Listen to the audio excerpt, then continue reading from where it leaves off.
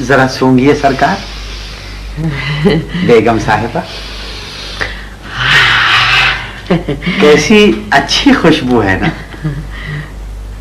इसी खुशबू के लिए लोग अपना ईमान भी बेच देते हैं। खादिम, तू कुछ भी बोल, लेकिन आज ये लग रहा है कि वाकई में नवाब हूं मैं।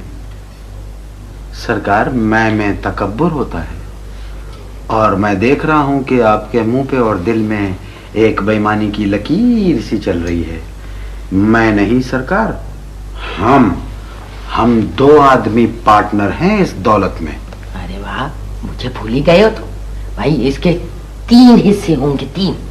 अरे बेगम साहिबा, क्या बात कर रही हैं आप? और सरकार तो मियाँ बीवी हैं, एक ही हैं। अगर मेरा हिस्सा नहीं दिया ना तो मैं पुलिस को बता दूंगी, सबको जेल भिजवा दूंगी। देखा देखा देखा कैसी बीवी है, शोहर को जेल भिजवाने की बात। वैसे देखिए, ये मेरे पीछे कोई है। इतनी दौलत कहाँ से आई है ये? मैं पूछ रही हूँ कि ये इतना सारा रुपया किसका है? मैं बताती हूँ। बोली तो याद रखना। 1 सेकंड सरकार, 1 सेकंड। ना तो टोन ज्यादा ऊंचा करने की जरूरत है, ना ही ज्यादा एक्सप्रेशन में गुस्सा दिखाने की जरूरत है। बेगम साहिबा, हम अच्छे लोग हैं, ये अमानत है। अमानत समझती हैं आप? जी, अमानत भी समझती हूँ, और अमानत में खयानत भी। किसके हैं ये रुपए? अरे अब आपसे क्या छुपाना। बरसों अपने मालिक का नमक खाया, वो आज इस दुनिया में नहीं रहे। मैं अपने मरहूम मालिक की अलमारी की सफाई कर रहा था। सफाई करते करते मैंने क्या देखा कि अचानक एक बैग मेरे सामने पड़ा हुआ है। मैंने उस बैग को खींच के बेख्याली में एकदम खोला तो मेरे जहन को झटका लगा कि इतने सारे रुपए। मैंने कहा ना खातिम ना, ये सांप बिच्छू है। मैंने फौरन बैग को बंद किया, और उस वक्त मैंने तय कर लिया कि खादिम, ये दौलत सेठ साहब का हक है, ये उनको पहुंचानी चाहिए। सेठ साहब को मरे हुए एक अरसा हो चुका है। देखिए, हाँ, फिर उसके बाद एक ख्याल मेरे जहन में आया, और वो ये था कि क्यों ना खादिम ये पैसों से भरा हुआ बैग सेठ साहब की कब्र के सिरहाने ले जाके रख दूं, ताकि कयामत के दिन जब वो उठे हैं तो उन्हें हिसाब किताब में परेशानी ना हो। खादिम, सेठ साहब की कब्र लंदन में है, समझे तुम?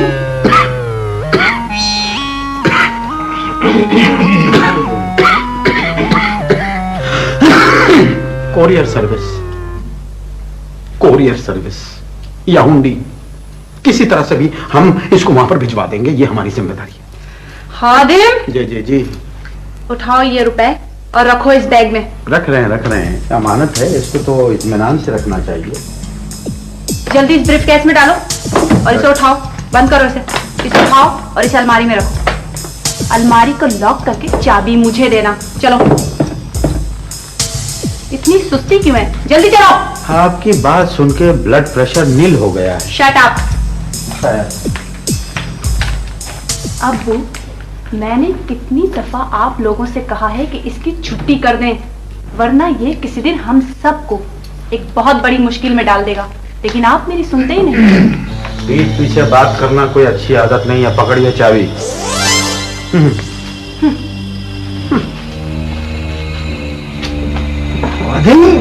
ये क्या किया? चाबी भी उसको पकड़ा दी। अरे ये तुम्हारे दांत क्यों फटे जा रहे हैं? क्यों हंस रहे हो? अरे बेगम साहिबा, मैं किसी बहुत ही अच्छे माँ बाप की बहुत ही बुरी औलाद हूँ, और मैंने आपसे कहा था ना कि मैं हमेशा पक्की गोलियां खेलता हूँ, पक्की। वो जो चाबी शीन बीबी को दी है वो गुसल खाने की चाबी है। असली चाबी तो खादिम के पास है। वाह! नहीं सरकार, इतनी जल्दी नहीं। अभी तो इस दौलत के हिस्से होंगे।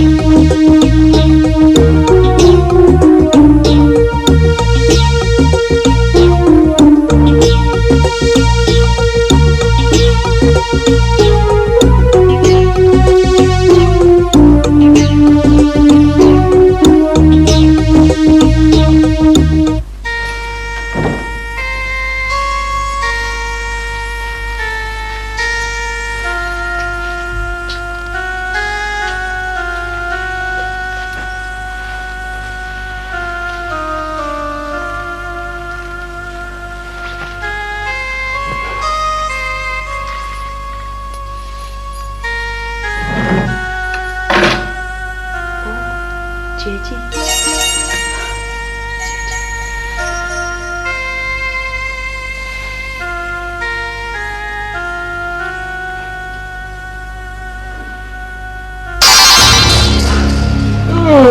मुझे खुशी है कि आपने मुझे याद तो किया। हाँ जी, आज मैं बहुत परेशान हूँ। क्यों, क्या हुआ? तुम्हें तो मालूम होना चाहिए कि मैं परेशान क्यों हूँ। मुझे तो मालूम है, मगर मैं आपके मुंह से सुनना चाहता हूँ। जी, मुझे एक बात बताओ, ये मेरे माँ बाप इतना ढेर सारा रुपया कहाँ से लाए हैं? वेरी सिंपल, लोगों को धोखा देकर। और कैसे? किसको धोखा दिया है? बेचारे गरीब लोगों को बाहर भिजवाने का लालच देकर।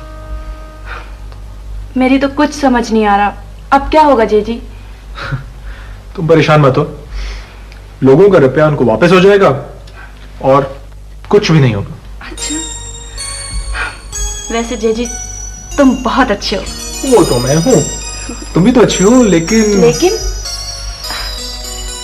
लेकिन क्या? लेकिन ये कि अब तो तुम्हारे ज़हन से बोझ उतर गया ना? जी हाँ, उतर गया, और बहुत बहुत शुक्रिया आपका। भाई ये रस्मी जुमले अब अच्छे नहीं लगते, आखिर हम दोस्त हैं ना। अच्छा ऐसे करते, मैं तुम्हें एक जिनों का लतीफा सुनाता हूँ। जिनों का लतीफा? जिनों में भी लतीफे होते हैं क्या? हाँ, क्यों नहीं, उनका दिल नहीं होता क्या? अच्छा। एक दफा एक आदमी जंगल में जा रहा था, रास्ते में उसे एक बोतल पड़ी हुई मिली। अच्छा। उसने वो बोतल उठाई, ढक्कन खोला तो एक जिन निकल आया, और जिन ने निकलते ही कहा, क्या हुक्म है मेरे आका?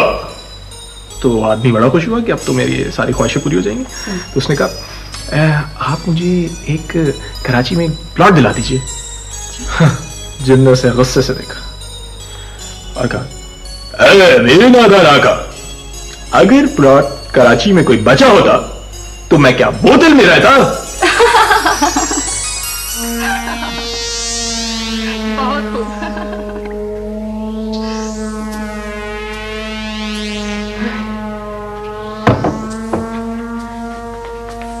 शीन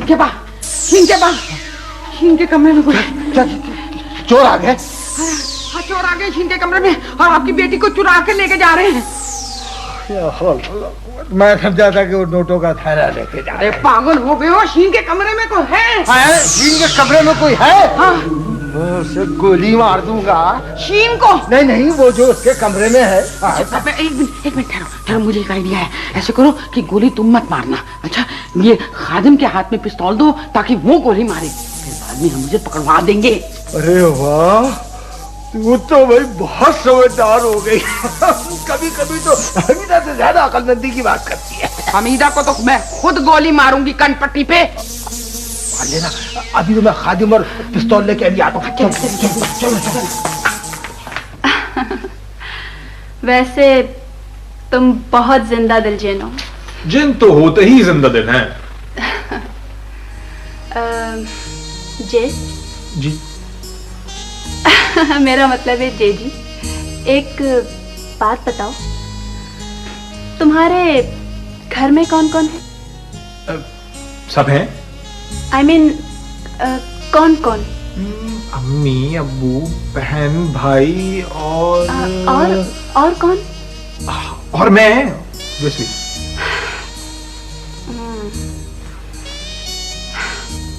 जेजी, एक बात पूछूं? जेजी, तुम्हारी शादी हो गई? शादी तो अभी तक नहीं हुई है मेरी। तुम शादी कब करोगे? जब तुम बोलो। मिलना नहीं, कोई अपनी जगह से जान से मार दूंगा। कहाँ है? सरकार, किसे गोली मारूं? सरकार बताइए किसे गोली मारूं, नहीं तो मैं अपनी कनपट्टी पर रख के अपना फैसला कर लूंगा। इसे गोली मार। इसे कह रही थी कि शीन के कमरे में कोई है। अब्बू, अब्बू आखिर बात क्या है, मुझे भी तो पता चले। मैंने कहा था ना बेटी, तेरी माँ का दिमाग खराब हो गया है। कह रही थी शीन अपने कमरे में किसी से बातें कर रही है। तू बताती क्यों नहीं, किससे बातें कर रही थी? मैंने अपने कानों से सुना है तुझे बातें करते हुए किसी से। अम्मी जान, मैं जेजी से बातें कर रही थी। अरे ये आखिर जेजी है कौन?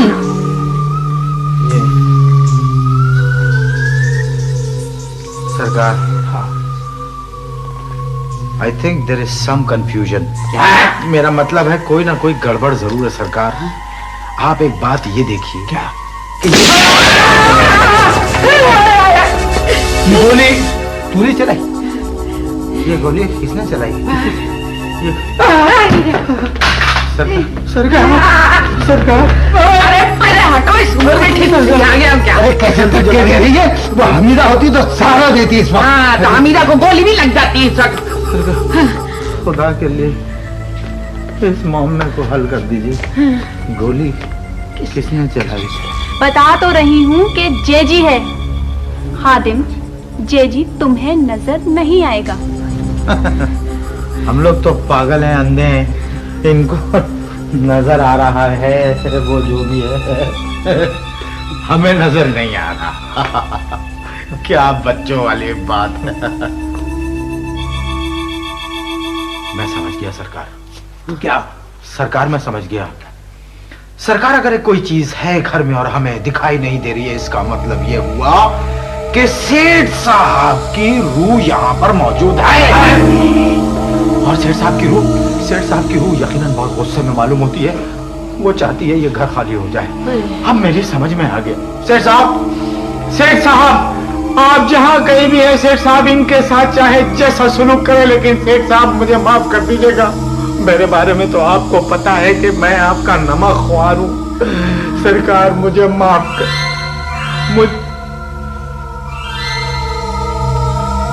सरकार,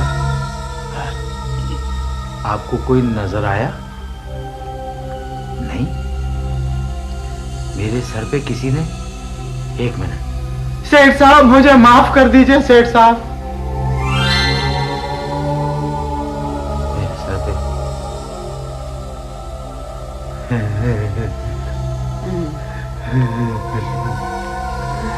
मेरे सर पे सेठ साहब ने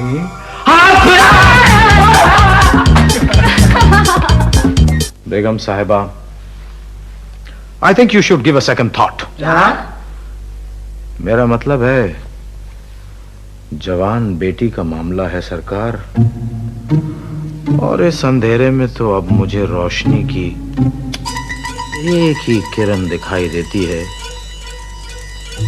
कि ये घर आप लोग छोड़ दें। और फिर सरकार देखिए ना, बड़े सरकार की रूह भी बहुत ज्यादा गुस्से में है। तो फिर तुम कहाँ रहोगे? सरकार, आप 2 कौड़ी के मुलाजिम के मालिक हैं। आपको क्या फिक्र होनी चाहिए सरकार। मैं तो आपका खादिम हूं। इसी घर के किसी सर्वेंट क्वार्टर में पड़ा रहूंगा सरकार। आप अपनी सोचिए, बड़े आदमी आप। नहीं, मेरा ख्याल है कि तुम यही रहो, मैं ये घर छोड़ के चला जाता हूँ। मगर आप कहाँ जाएंगी?